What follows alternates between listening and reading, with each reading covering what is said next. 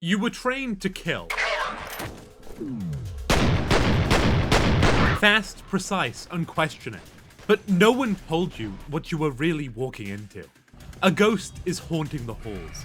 A psychic is eating men alive. And somewhere, in the dark, a voice is calling your name. Not the one they gave you. The one they erased. Because the scariest thing in F.E.A.R isn't what's coming for you. It's what you are made to become. And the deeper you go, the more you start to remember.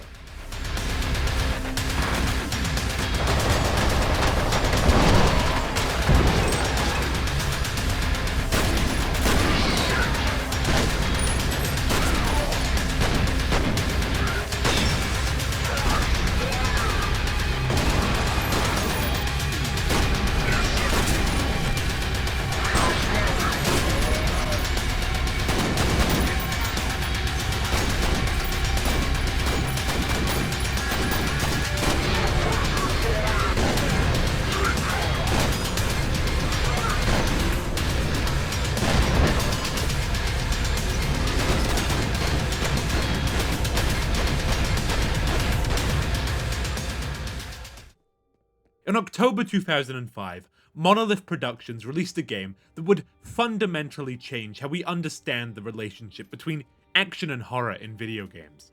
On the surface, F.E.A.R, First Encounter Assault Recon, appeared to be riding two emerging trends in gaming: tactical military shooters and Japanese-inspired horror. But beneath that marketable veneer lay something far more subversive. The setup is deceptively straightforward. You are Point Man, newest member of an elite unit tasked with responding to paranormal threats. Your target is Paxton Fettel, a psychic commander who's taken control of a battalion of cloned soldiers and seized an Armorcam Technology Corporation facility. Welcome to F.E.A.R, where your mission briefing is the beginning of a nightmare you never signed up for. In an era where games like Call of Duty and Resident Evil were firmly establishing the conventions of their respective genres, F.E.A.R refused categorization. It gave players cutting-edge combat mechanics and revolutionary AI that could coordinate, flank, and respond to your tactics in ways games still struggle to match today. Its reflex time mechanics transformed you into an action hero straight out of the Matrix, sending enemies flying into balletic displays of violence while bullet casings tumbled through the air like metallic snowflakes. But then F.E.A.R would remind you that this power fantasy was just that, a fantasy. A temporary illusion shattered by glimpses of a truth your character was never meant to discover. What began as a tactical military operation against a rogue psychic commander slowly unravels into something far more personal. The real enemy isn't Fettel, it's what connects the three of you. Alma Wade, a psychic so powerful that Armorcam Technology Corporation built their empire on exploiting her abilities. F.E.A.R emerged during a transformative period for horror games. While Resident Evil had pioneered survival horror, and Silent Hill had pushed psychological terror into new territory, F.E.A.R did something different. It disguised its horror inside a combat-focused experience. The game lured players in with the promise of being a badass special forces operator, only to slowly strip away that power fantasy and replace it with existential dread. This approach to horror wasn't just about making you jump with startling images or unsettling sounds, though F.E.A.R excelled at both. The true horror came from narrative revelation. It came from realizing that your unstoppable superhuman reflexes weren't a gift, but a symptom of what had been done to you. That the enemies you fought so efficiently weren't just targets, but your genetic siblings. That the ghost haunting you wasn't just some random specter, but someone deeply connected to you, twisted by trauma and experimentation. The game's Japanese horror influences are evident in its visual language. Flickering lights, distorted spectral appearances, and the iconic image of Alma as a pale child in a red dress. But F.E.A.R brought something uniquely American to this aesthetic. Corporate conspiracy, military experimentation, and the horror of weaponized human potential. F.E.A.R's greatest subversion wasn't its jump scares or atmospheric terror. Though it mastered both, it was making you realize, step by unsettling step, that your character, your vessel in this world, was as much a part of the horror as the ghosts and monsters you encountered. This isn't the story of a hero sent to stop a villain. This is the story of a weapon sent to clean up a corporation's mistakes. This is the story of a family fractured by ambition and science. This is the story of what happens when you discover the truth about what you were made for. A war is coming. I've seen it in my dreams. The game begins with a stark, clinical briefing in F.E.A.R headquarters. Commissioner Rowdy Bedders, Jin Sun Kwon, and Spencer Jankowski welcome you as Point Man, the newest member of First Encounter Assault Recon. Transferred just a week ago. The mission parameters seem straightforward. Eliminate Paxton Fettel, a psychic commander who has gone rogue and seized control of a battalion of clone super soldiers called replicas. According to the Armacam technical advisor, once Fettel is contained, the replicas will become inactive and can be rounded up without incident. Initial briefing serves as both tutorial and tone setter. You're driven to a seemingly abandoned building in Auburn District, the birthing facility. From the moment you step inside, the atmosphere is thick with dread. Unlike most shooters that thrust you immediately into combat, F.E.A.R forces you to walk through eerily abandoned places. The game teaches you the mechanics methodically. How to use your flashlight to penetrate the darkness, how to jump across broken floors, how to duck under obstacles. But it's simultaneously teaching you something else. To fear the silence between encounters. You link up with Jankowski briefly, but a collapsed corridor separates you. Find another way around, he says, leaving you to navigate the decaying facility alone.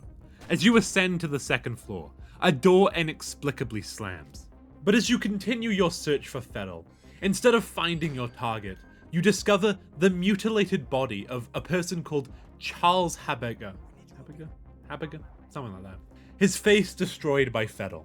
Jin examines the body, noting the victim was eaten while still alive, revealing Fettel's cannibalistic tendencies. As you investigate, you experience your first major hallucination. A brief flash of slow-mo activates without your input. The world spins and you hear fractured voices. These aren't random jump scares, they're intrusions from a past you don't quite remember. After finding the body, you venture to the roof where you have a brief haunting encounter with Fettel himself. He stares at you with unnerving familiarity before vanishing, leaving you with an inexplicable sense that he recognizes something in you that you yourself don't. When you meet up with Jin and Jankowski to examine the body, the game's ominous tone is firmly established. If you wait at the top of the stairs instead of immediately rejoining them, you can overhear a conversation about yourself, hints about why F.E.A.R was so interested in recruiting you, with references to your reflexes being off the charts. But we move on to the next mission, Initial Brief. Fettel has escaped, and satellite reconnaissance has photographed replica forces at the South River wastewater treatment plant. Your team is deployed to reconnoiter alongside Delta Force troops with explicit orders not to engage unless fired upon. The Black Hawk helicopter that drops you off has no pilots, a subtle detail many players miss. As the mission begins, your first task is mundane. Operate the gate controls to let the Delta Force squad through. But as you complete this task, everything changes. Through a window, you witness the Delta team being systematically slaughtered by an invisible force. All you see is what appears to be a little girl in a red dress walking among them before they're violently dismembered. Your mission parameters immediately change. With both teams out of contact and life sign monitors offline, the objective shifts to simple survival. Rendezvous with any survivors and exfiltrate until reinforcements arrive.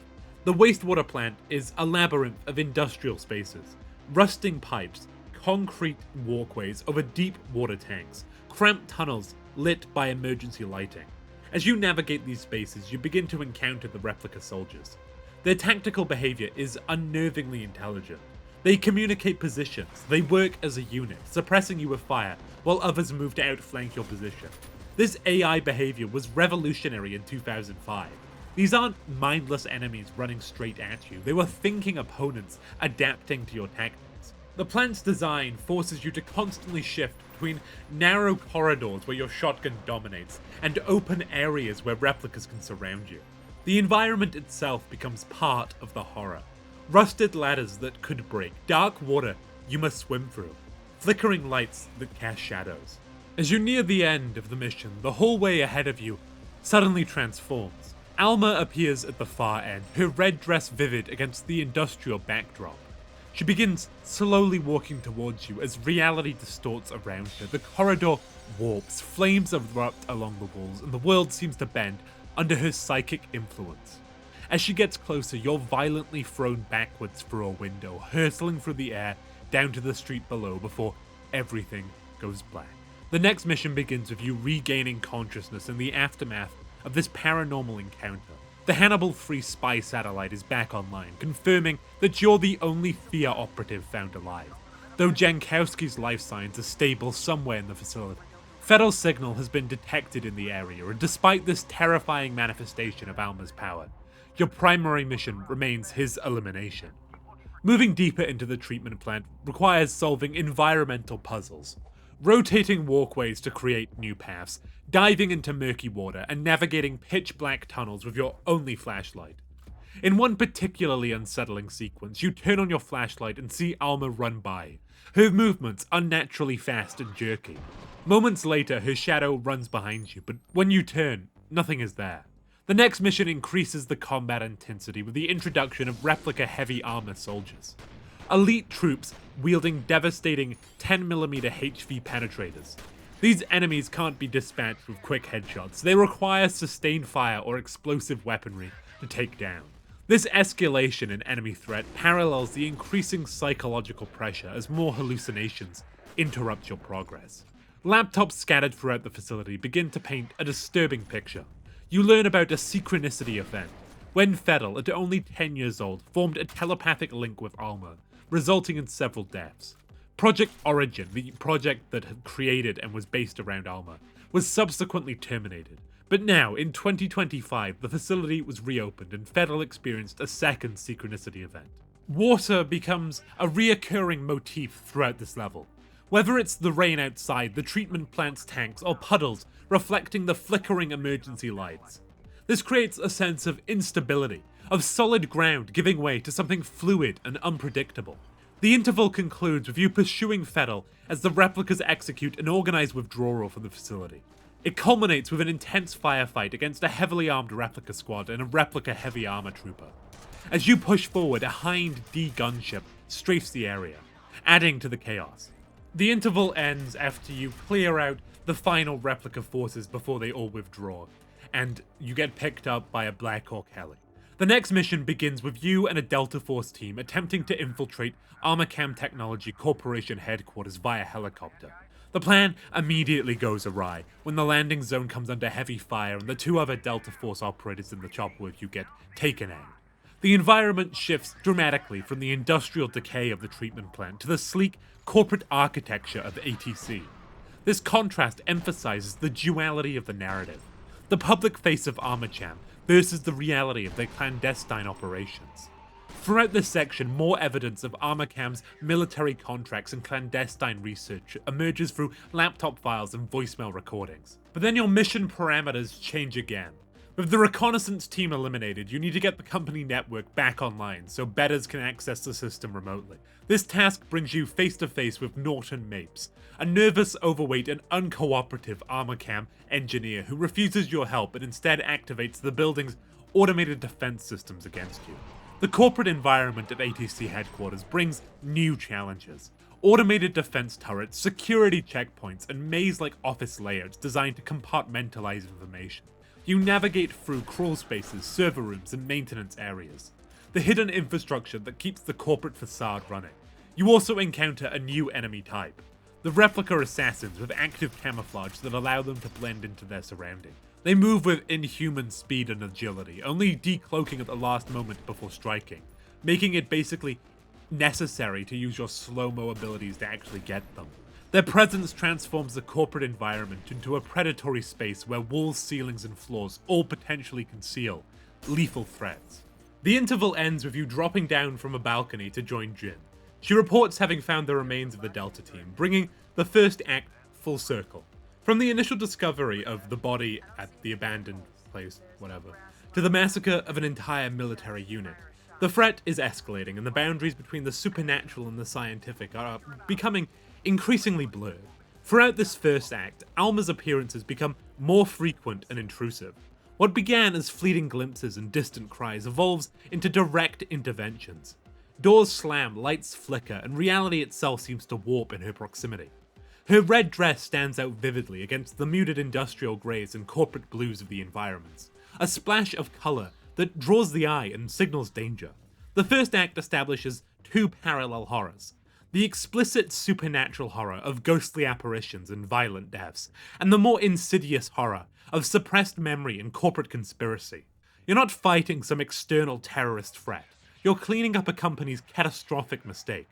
And with each step deeper into the armor camp facility, with each new hallucination of the little girl in red, with each cryptic message from F.E.A.R, who seems to know more about you than you know about yourself, you begin to suspect an awful truth.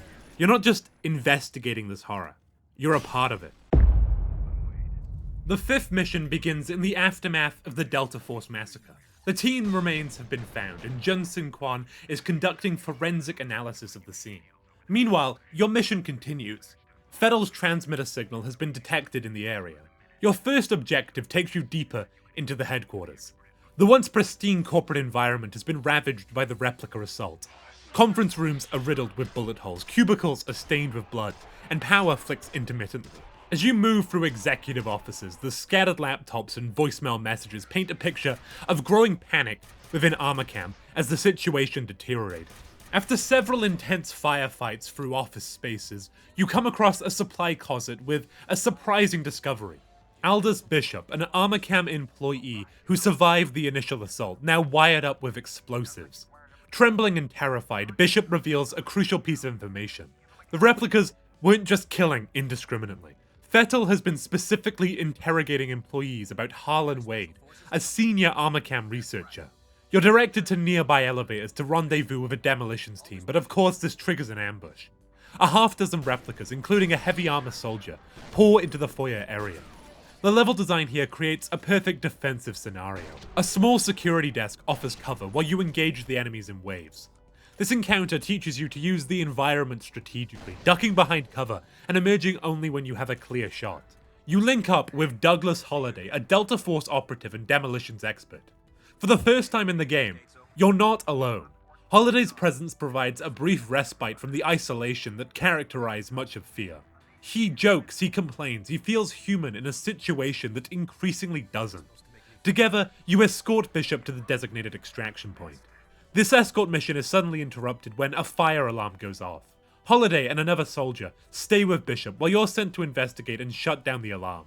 This separation immediately creates tension. Leaving companions behind in horror scenarios rarely ends well.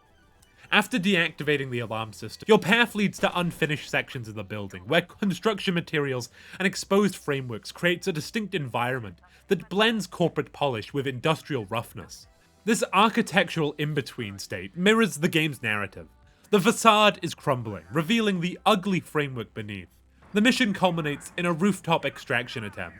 Just as it seems Bishop might safely escape, the evacuation goes catastrophically wrong. As he boards the helicopter, he's gunned down by Armorcam's own security forces. Holliday is horrified. This moment crystallizes Armorcam's ruthlessness. They would rather kill their employees than let them reveal company secrets. In the next mission, you're separated from Holliday after the failed extraction, as he took off in the chopper. The upper floors of the ATC building are now swarming with Armorcam security guards, rather than replica soldiers. These aren't telepathically controlled clones, but regular humans making a conscious choice to participate in this cover-up. Many of them wield ASP rifles, long-ranged sniper like DMR type things, forcing you to adapt your tactics for long-range engagements. The rooftop provides a disorientating battleground. Air conditioning units create confusing cover opportunities. And the open space makes you vulnerable from multiple angles. Your objective changes yet again. Bedders informs you that Alice Wade, Harlan Wade's daughter, is being targeted by F.E.A.R. According to Bishop's information, she may know her father's whereabouts. A particularly memorable sequence forces you to navigate a collapsed elevator shaft. You must drop down into the darkness, finding alternative routes through maintenance areas and ventilation systems.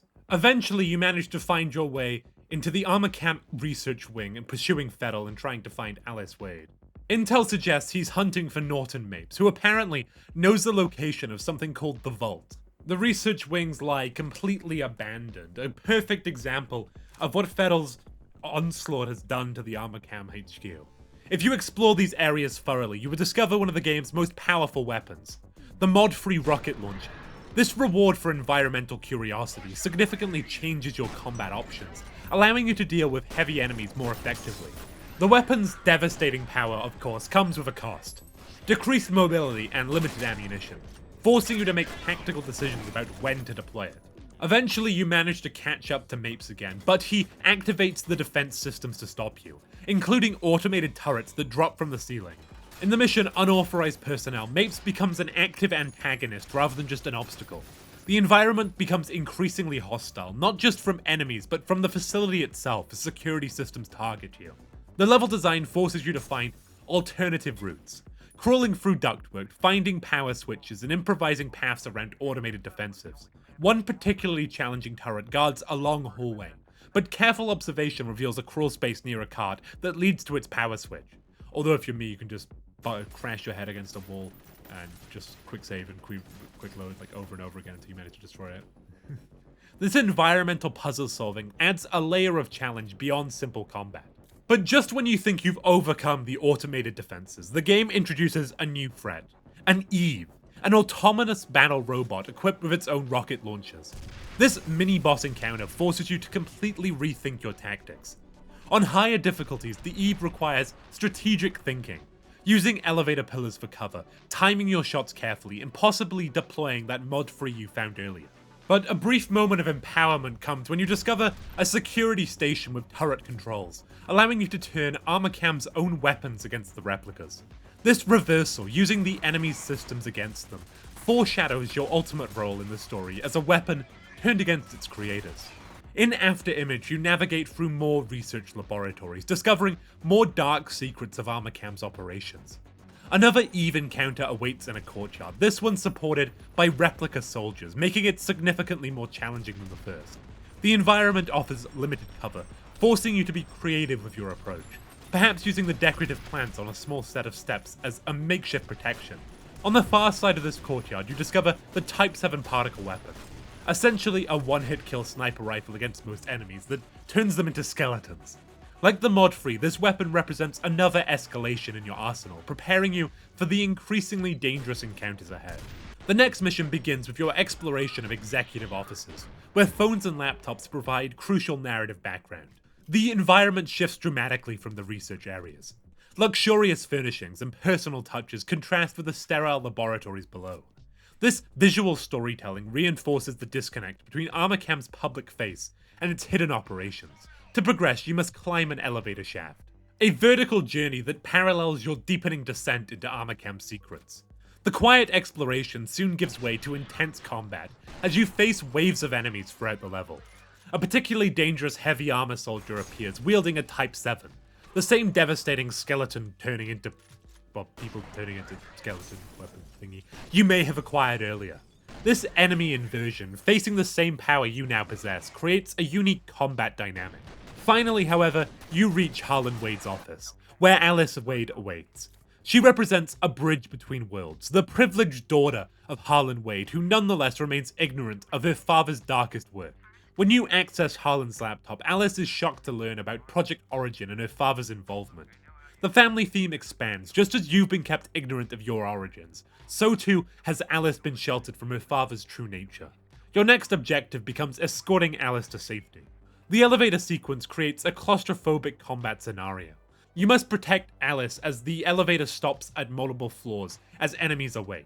The level design cleverly gives you a choice. Actively engage the enemies, or simply take cover across from Alice and wait for the doors to automatically close. This decision between action and patience mirrors the game's broader tension between combat and horror. Inevitably, the power fails, separating you from Alice. You're forced to investigate the floor beyond, only to find that something has gone terribly wrong. As you reboot the power and return to the elevator, the doors close in front of you, as you see Alma next to Alice before the doors shut. We rush to the roof hoping to catch Alice and she won't be dead. But as we make it to the roof, we manage to find her, but we witness a crucial moment. The extraction helicopter that was supposed to rescue you both is shot down in front of your eyes. With this escape route destroyed, Alice is separated by, a window, and she decides to make for the ground floor where her car is located. Her plan, as she shouts to you later, is to drive to the Auburn district where she believes her father is located. This sets up a desperate pursuit for the building as you try to catch up to Alice before she can leave. The ATC building becomes increasingly unstable as new enemies appear, unmanned aerial vehicles that crash through windows and attack with laser weapons. These agile foes require different tactics. They can devastate you at range, but can be destroyed with a single well-placed shotgun blast if you can lure them into narrow hallways. Eventually we reach the ground floor to the parking garage, and we find a switch that allows us to continue our descent. The level ends with us fighting our way back to ground level, but Alice remains beyond our reach as we get into a helicopter to pursue her to the Auburn district. The helicopter transporting you, Jin, and Holiday is shot down over the Auburn district, crash landing into the urban ruins. Jin and Holiday are both injured in the crash, leaving you once again on your own. This violent separation reinforces the game's theme of isolation. Every time you seem to form a human connection, circumstances tear it away, driving you deeper into solitude. Auburn's urban decay presents a stark contrast to the corporate environments you've navigated thus far. Abandoned apartments, condemned buildings, and crumbling infrastructure creates a labyrinthian nightmare. This deteriorated cityscape serves as both literal setting and metaphor. A city rotting from corporate exploitation, just as Armacam has exploited Alma Federal and you. What makes this section particularly significant is that Auburn is where the birthing facility was located. Where you began your mission, and as you're beginning to realize, where you quite literally began. The level design creates a circular narrative structure, bringing you back to your starting point, but with entirely new context. This section reintroduces the haunting motif of a helicopter gunship that appears periodically, strafing buildings and deploying replica forces before disappearing.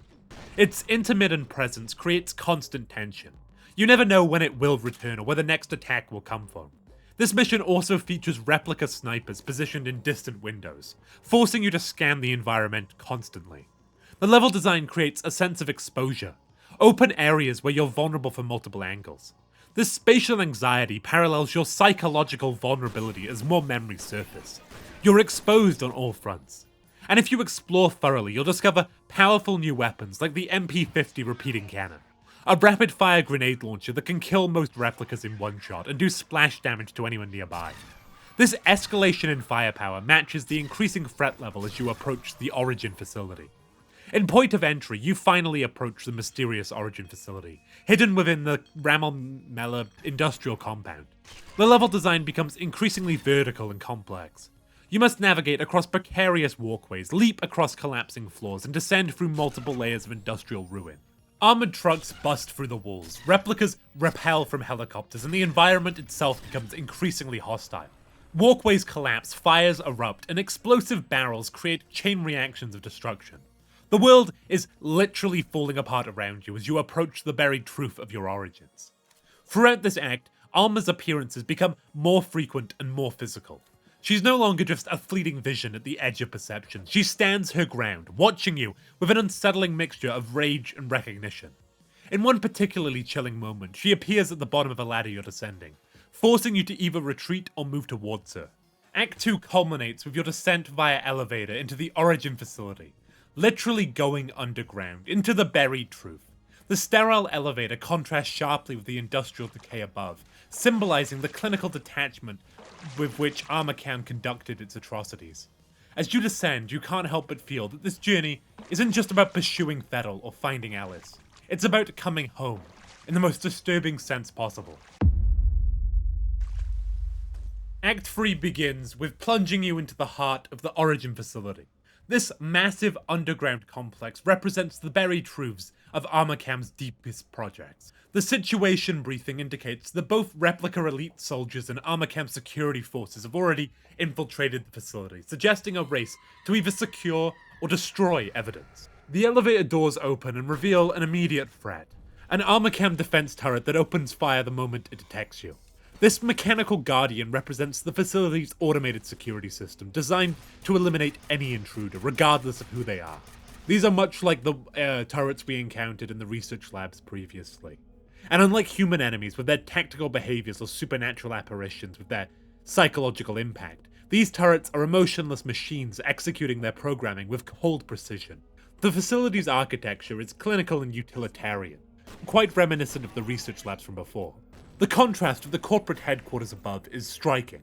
Here, there are no attempts at aesthetic pleasantries or corporate branding. This is a place built for function, not appearance. A physical manifestation of Armacham's separation between public image and hidden reality. As you navigate deeper, you'll encounter mostly ATC security forces rather than replicas, many firing from elevated positions. A gameplay element that forces you to constantly scan upwards, creating a sense of vulnerability from all angles.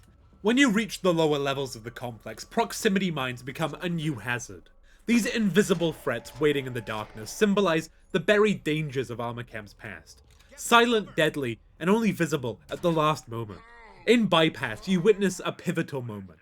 Harlan Wade shoots Norton Mapes in the chest and enters the vault, sealing it behind him. Mapes, mortally wounded, reveals that Wade has diverted power from the doors to prevent anyone from following. Your new objective becomes rerouting directed power to the vault doors in order to pursue Wade. The level transforms into a complex infrastructural puzzle.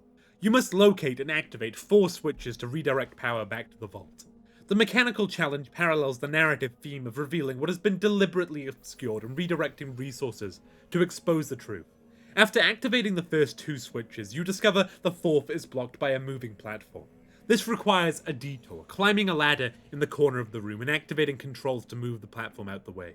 This environmental puzzle solving adds a layer of challenge beyond combat, forcing you to think about the space 3-dimensionally. After activating the final switches at the main reactor, you fight your way back up to the vault entrance. The repetitive nature of this backtracking, returning through areas you've already cleared, creates a circular structure that mirrors the game's themes of repetition and return. The interval culminates with you finally reaching the vault entrance after restoring power. The massive door opens to reveal an elevator platform that begins to descend further into the facility's depths. As you descend, the concrete and steel gradually give way to more advanced technology. The heart of Project Origin. The vault begins with you approaching a strange energy sphere, a massive containment orb in the center of the facility that presumably contains Alma. The sterile laboratory environment surrounding the vault is offset by an eerie blue glow emanating from the sphere itself. This juxtaposition of clinical science and supernatural phenomenon encapsulates F.E.A.R's fusion of technology and psychological horror. As you explore the surrounding halls, you turn a corner to discover a horrifying scene. Fettel kneeling over Alice Wade's corpse in a bloody mess, literally consuming her flesh to absorb her memories. As you approach, Alma appears and walks towards him.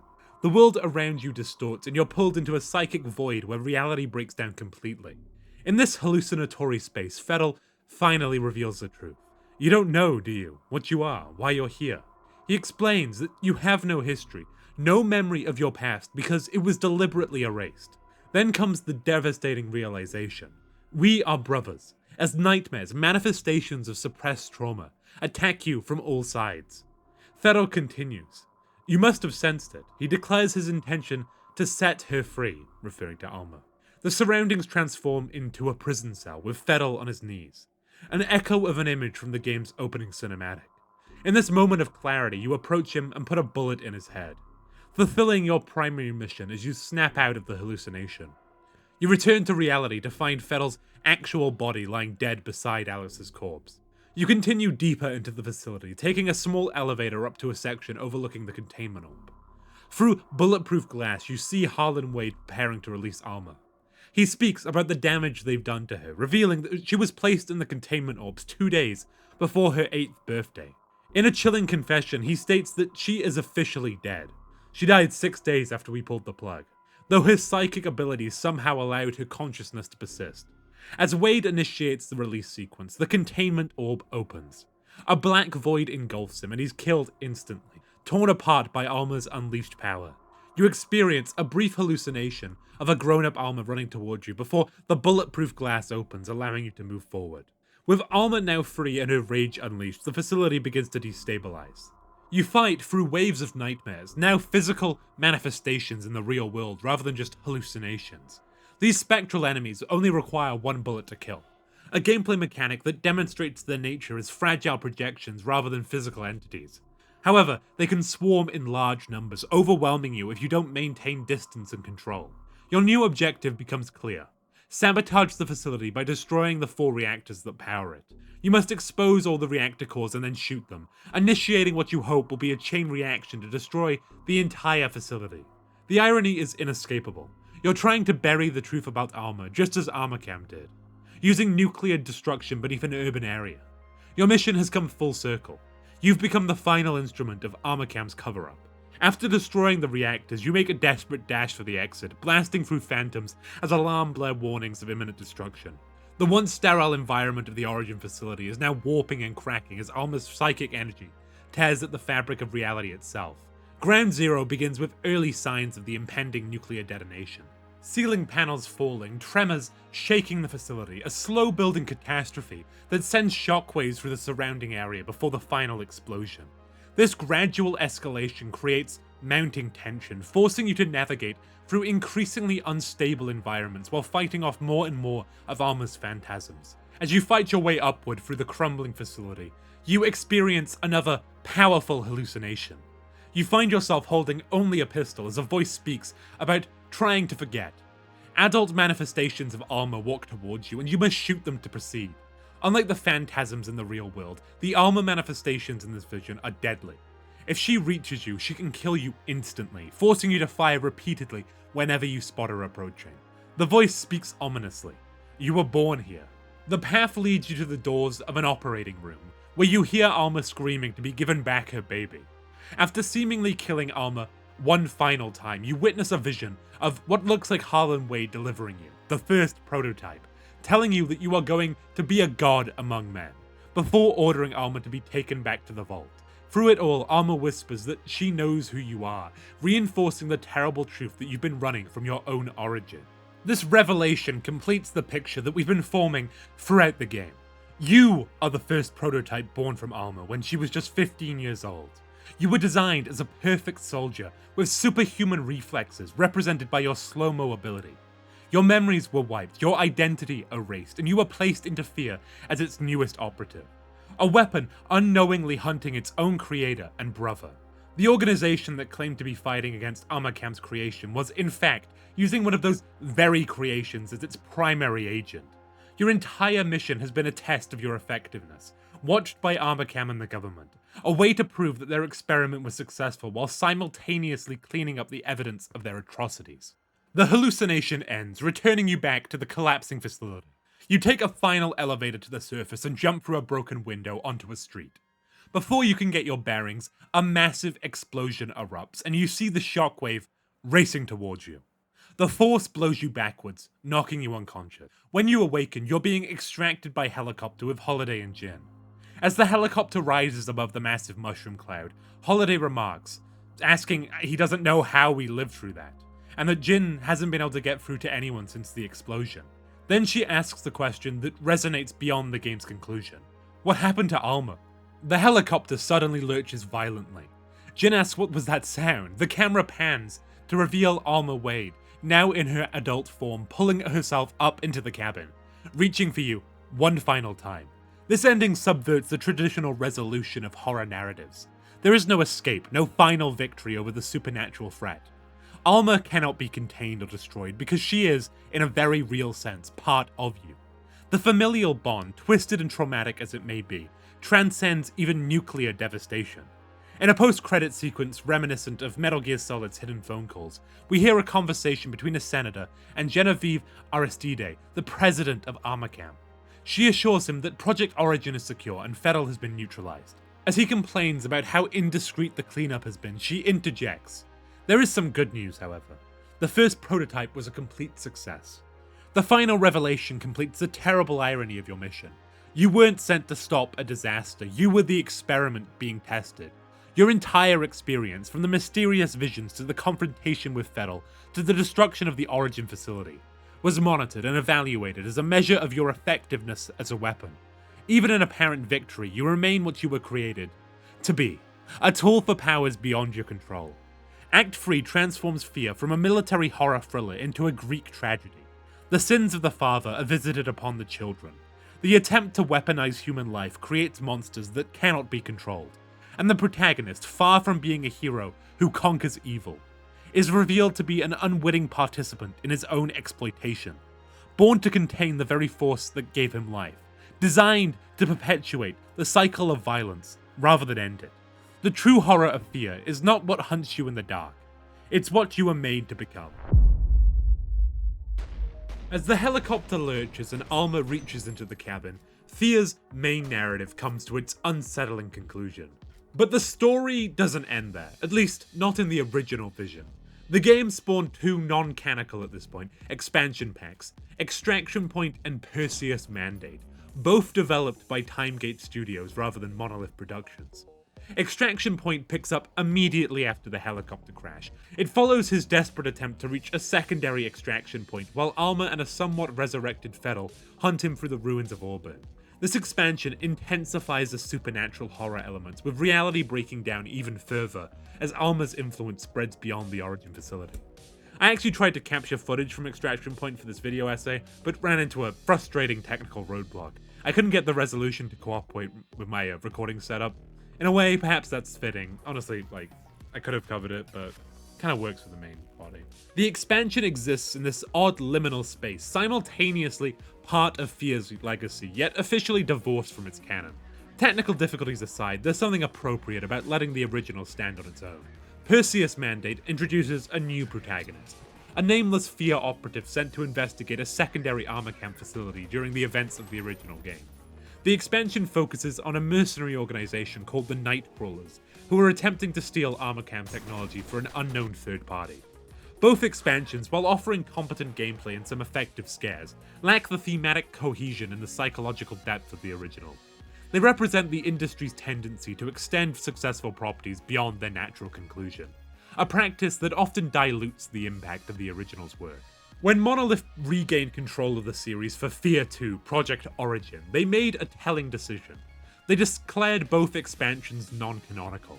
The sequel picks up moments before the end of the first game, effectively erasing Timegate's additions to the narrative. This choice speaks to Monolith's commitment to their original vision, a story not about endless conflict with supernatural forces, but about the specific tragedy of Alma Wade and her children. F.E.A.R 2 shifts the perspective into a new protagonist, Michael Beckett, a Delta Force operator who's become psychically linked to Alma after being subjected to procedures designed to make him compatible with her. The sequel maintains many of the original strengths, atmospheric tension, excellent combat, and psychological horror, but also makes a tonal shift towards more explicit supernatural content, and away from the ambiguous psychological horror of the original. By F.E.A.R 3, stylized as F.3.A.R, the series had evolved even further from its root. Co-developed by Day One Studios, the third installment features cooperative gameplay with Point Man and a spectral F.E.A.R as playable characters. The horror elements were further diluted in favor of action, and the psychological subtlety that makes the original so effective was largely abandoned in favor of more conventional supernatural tropes. This trajectory is not uncommon in horror franchises. What begins as subtle psychological horror often evolves into more explicit, action-orientated content as sequels attempt to escalate stakes and spectacles. We see this pattern in film series like Alien and The Terminator, and in game series like Silent Hill and Resident Evil. The initial restraint that made the originals work so effectively gives way to a desire to show more, explain more, and intensify the action, often at the expense of the psychological impact. What makes the original F.E.A.R so compelling, even nearly 2 decades after its release, is precisely what its sequels and expansions often missed. The perfect fusion of military action and psychological horror in service of a deeply personal story. The game isn't just about shooting enemies or being scared by ghosts. It's about identity, family, and the monstrous potential within systems that weaponize human life. F.E.A.R's legacy extends beyond its sequels. Its revolutionary AI systems influenced countless games that followed, from Stalker to the Middle-earth Shadow series. Its fusion of action and horror helped pave the way for titles like Dead Space and The Last of Us, and its narrative approach, revealing the protagonist's true nature through fragmented memories and environmental storytelling, has become a common technique in games like BioShock and Prey, which I covered last time, you should go check out. But perhaps F.E.A.R's most lasting contribution is its central insight, that the most terrifying monsters aren't external threats, but the ones we create or become. through our actions. Point Man isn't just fighting monsters, he is, in a very real sense, one of them. A weapon created through the exploitation of another human being, designed to perpetuate a system of control, rather than challenge it. This theme resonates far beyond horror games. It speaks to our cultural anxieties about technology and power, about the military-industrial complex, about the ethical boundaries of scientific research. F.E.A.R asks us to consider not just what we're afraid of, but why, and whether our attempts to control those fears might in fact be creating the very monsters we seek to destroy. In its quietest moments, those seconds of stillness before chaos erupts, those fleeting glimpses of a little girl in a red dress, F.E.A.R whispers a truth more disturbing than any jump scare could deliver. The line between victim and perpetrator is thinner than we'd like to believe. Every monster has an origin story, every weapon was once something else. And in the game's most devastating revelation, we learn that Point Man wasn't designed to save this world from Alma. He was designed to contain her, to clean up the mess created by the very people who sent him into that facility. He was, in the most literal sense, born to burn her, to erase the evidence of Armakam's atrocities, including his own existence. When we play first-person shooters, we rarely question our objectives. We assume our actions are justified because we're the protagonist, the hero, the one holding the gun. F.E.A.R subverts this expectation, not through cutscenes or exposition, but through the slow, haunting realization that every bullet fired, every enemy eliminated, every objective completed, has been in service to a lie. The game wasn't asking you to save the world. It was asking you to perpetuate the very systems that created this nightmare. And you did it. We all did. Because that's what we were made for.